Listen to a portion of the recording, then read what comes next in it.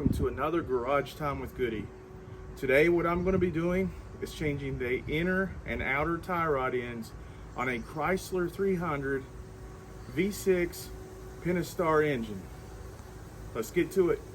What we're going to do to get this jack underneath this Chrysler 300 is we're putting a brick right here in front of the tire, and we're going to drive the car on top of this brick, which will then rise the body of the car up by a couple of inches and then slide the jack underneath and then jack the car up.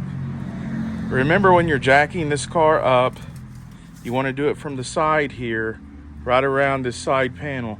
Don't jack it up from underneath the front, because there's nothing solid under there and you'll more than likely damage your radiator or something else underneath your car.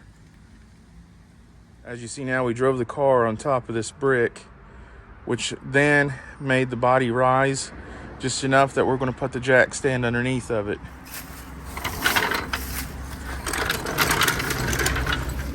As you can see, it will go underneath now, and I'm going to jack the car up. Okay, now that I have the car jacked up, I'm going to put a jack stand underneath right beside of it. That way, if the car falls down or the jack fails, the car will stay in its position, and it could save your life and it could save your car. So why not do it?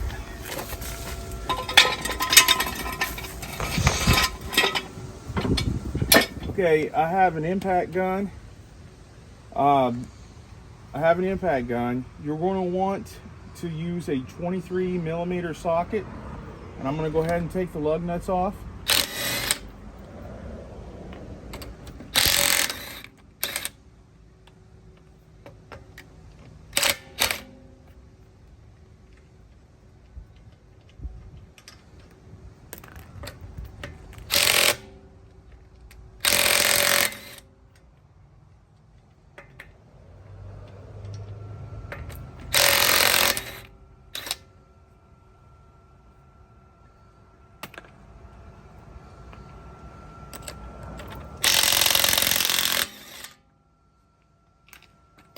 Now I'm going to take the tire off,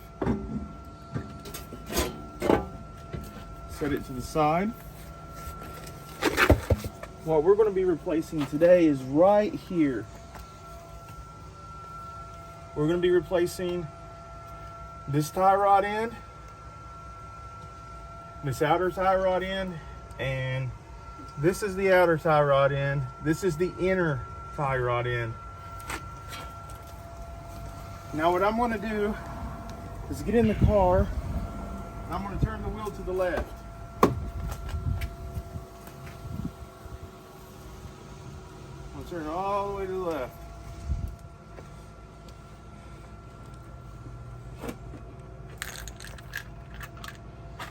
Now I'm going to put these lug nuts out of the way.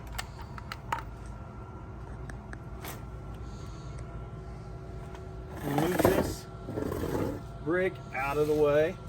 I've turned the wheel all the way to the left, which is going to give me access to this outer tie rod end, and then it goes on back to the inner tie rod back here, and it connects to the rack of pinion. And I'm going to go ahead and get started. Just because if I was going to do that, I had to get through. Ah. You get it? Yeah. So then this moves. I believe I got it. Yeah.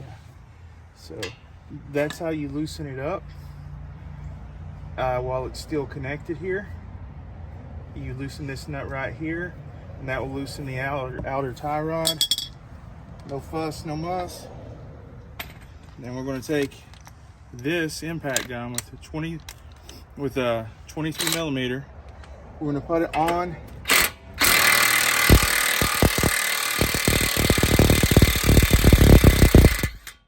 castle nut and take that right off of there. Then we're going to take old ballpoint hammer. And then it comes down. Now we're going to count how many times this goes around in one complete circle until it comes off. 1, 2, 3, 4, 5, 6, 7, 8, 9, 10, 11, 12, 13, 14, 15, 16, 17, 18, 19, 20, 21, 21. And that is exactly how you know how you're going to set the outer tie rod when it goes back on.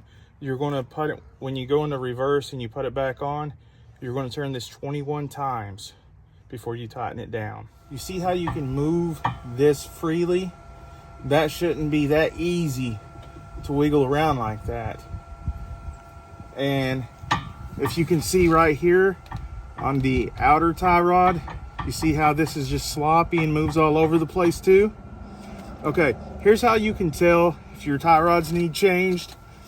If the outer tie rod is real sloppy and moves all over the place like this, it should have resistance and not move easily like that freely, because it holds your wheel knuckle into place so you don't get a lot of feedback and jarring on your steering wheel on the inside. Also, this shouldn't just flop around. That means the inner tie rod, the bearing is bad because it just wiggles and flops all over the place. If you look back here, there is a crimped on clamp. This is a one-time use clamp that goes over the boot of the inner tie rod end. I'm going to use a screwdriver, a flathead screwdriver, to go underneath this. Now, you can use a pair of side cutters, whatever you want to use to get this off of here, but you don't want to damage the boot unless you have another one. See there, I got it to snap off. And then you just pull this right off of there. And this is the rack of pinion right here, this whole piece under here. And this is what it's connected to. Now, I'm going to go ahead and pull that off. And you can see that there's another metal clip right here, a retainer. Now this one is going to be reused. I can just use a pair of pliers. And I'm going to push it down and make it go over the boot. Just pull it upward.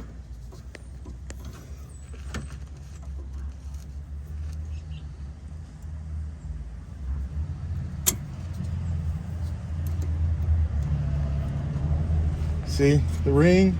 I've pulled it forward. Now I'm going to be able to pull the boot forward. Just twist it to the left and right. Now right here is where this is the washer. Now right here is a plastic washer that's really important.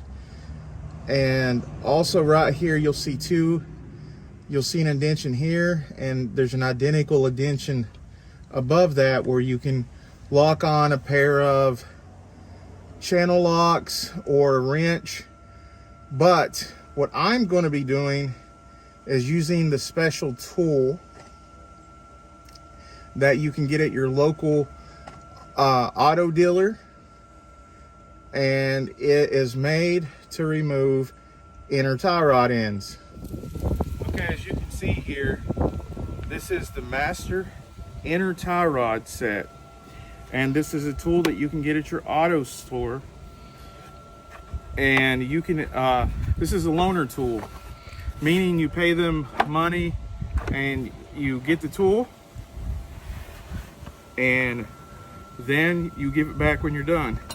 You get this thing here that looks kind of like a RPG. And then you'll see you have these that are specific to the size of the end of the nut on the inner tie rod end. All right, now this is the bar. This is a stabilizer bar.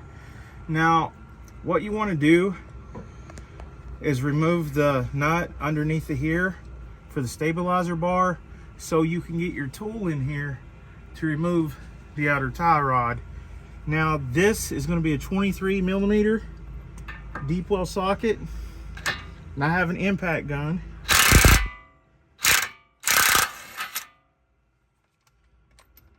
And it's that easy to take off. What you want to do is when you get the stabilizer bar nut off, you want to hit up on the stabilizer bar itself right here, and this will give you leverage to move this over so that you can get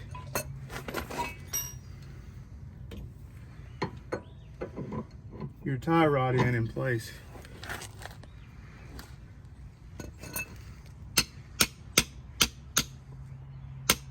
Want to make sure your tie rod end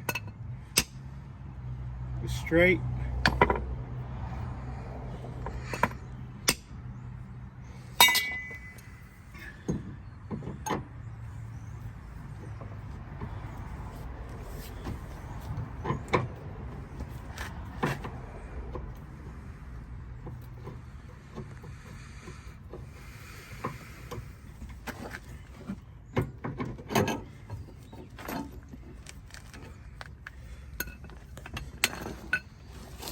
Go ahead and start putting the tie rod in on.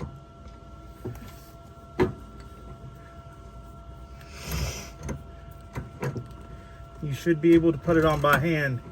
Now make sure that it's going on by hand and straight, because you do not want to you don't want to cross thread this at all. Make sure that your plastic washer, this one right here, make sure that it is in place over the rack of pinion.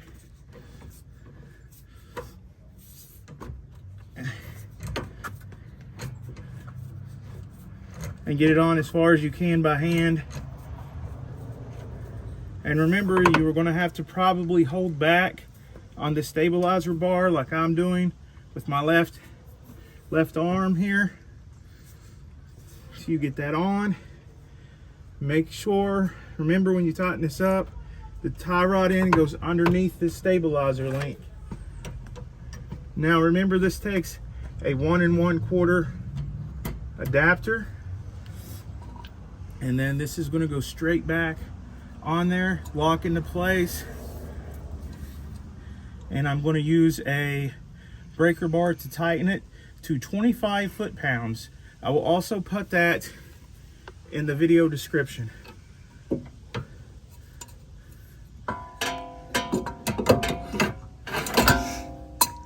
I'm going to make sure this is straight back so that this tool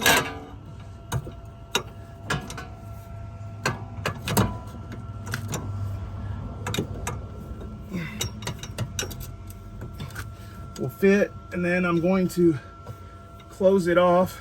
You take the breaker bar and you get it 25 foot-pounds, and then it is on there. Then I'm going to take the breaker bar out and the tool, special tool off. I'm going to lay it to the side, and now what we want to do, we're going to take off this nut right here.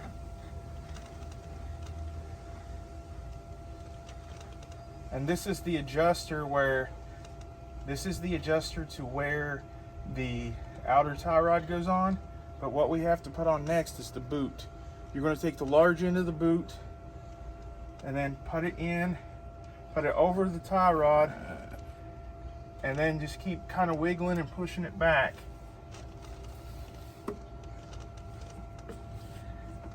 Before you put the nut back on, you're going to want to put this metal clamp back on. Put this boot over the rack of pinion, slides over it like that, and then I have a metal band. I don't have a crimper, so I have a regular adjustable metal band that I'm going to use, and then I'm going to tighten this down on the boot.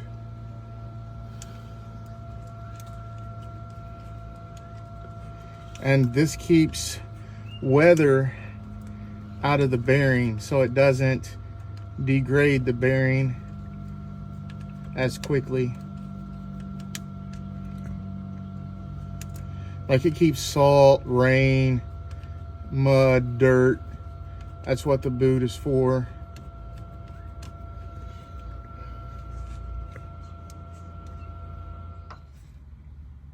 You want to make sure that the boot's not going to slide off. And then you remember this metal bracket right here. I'm going to use a pair of pliers.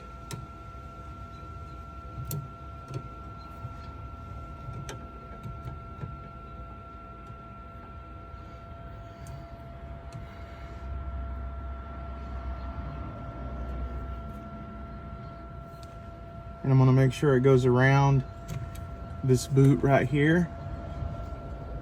Make sure it's in place, and as you can see, it's in place now. And that is how you put the boot back on. Then you'll put your nut back on to the inner tie rod end, and I'm going to adjust this nut up enough to where I can turn this outer tie rod 21 times. That is the amount that it says that I need to turn it. Got this on there. 1, 2, 3, 4, 5, 6, 7, 8, 9, 10, 11, 12, 13, 14, 15, 16, 17, 18, 19, 20, 21. Then I'm going to take this nut and I'm going to tighten it down so that the outer tie rod can be tightened.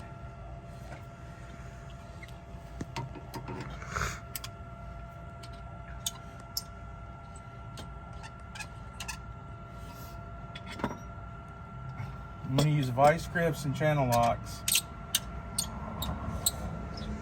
You can use wrenches if you want to.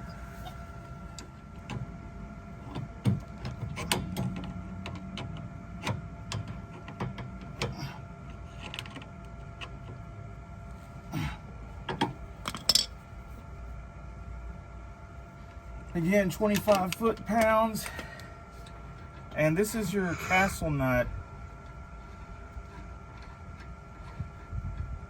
This is your castle nut. You can obviously see why it's called a castle nut, right? What we do here is we pull back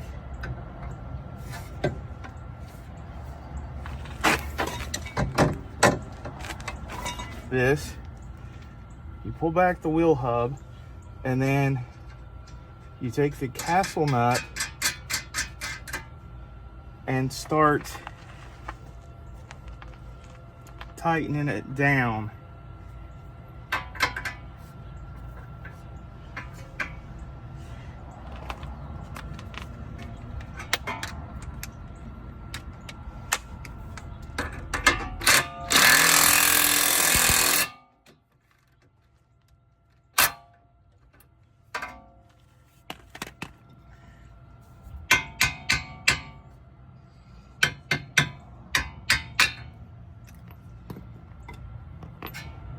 And if you can see,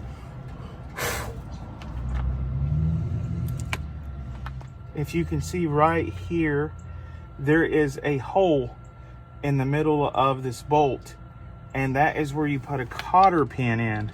A cotter pin is going to go from one side to the other, and it's like a safety mechanism so that the bolt, if this bolt comes loose, it's not going to go past that pin.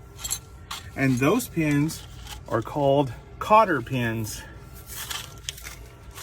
And I'm going to install one right now, just like this. They're right there. And I'm going to go in from the back, and as you can see right there,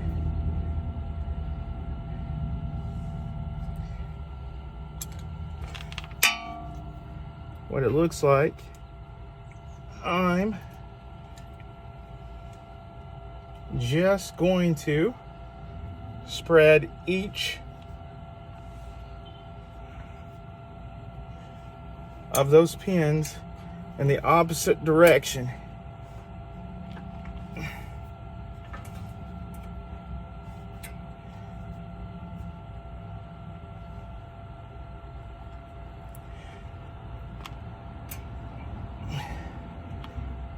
Cotter pin is the safety feature. Obviously, make sure that your stabilizer bar is back on and the stabilizer bar is back on and tightened down, and then you should be good to go. This is how you replace an inner and outer tie rod end. And now all I have to do is put the, want to make sure the dust shield is not touching anywhere. Now all I have to do is put the tire back on. Now what I do recommend is right after this is, as soon as you can, to go get your car, get an alignment done on your car. Anytime you do any front end work like this, it is a must. Again, it takes a 23 millimeter.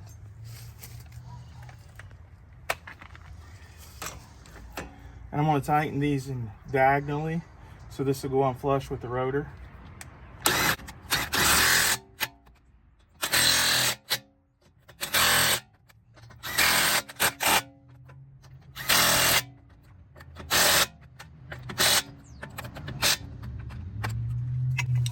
Now, if you remember, with this car, we're going to have to put it back down on this brick, because remember, the jack wouldn't fit underneath of it.